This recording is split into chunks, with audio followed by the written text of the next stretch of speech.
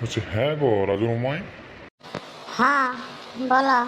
তো বলছি হ্যাঁ গো, আমাদের রাজুর কি বিয়া শাদী দিবে না নাকি? বিয়া শাদি কি আবার না দে? ঠিকভাবে মেয়ে পেয়ে গেলে বিয়া দিয়ে দেব। মেয়ে খোঁজার দরকার নাই। কাল যখন আমি বাজারে গেছিলুম, শালা দেখলুম ওই রাজু একটি মেয়েকে চাপা নিয়ে ওই কুল পাহাড় দিকে গেছিল।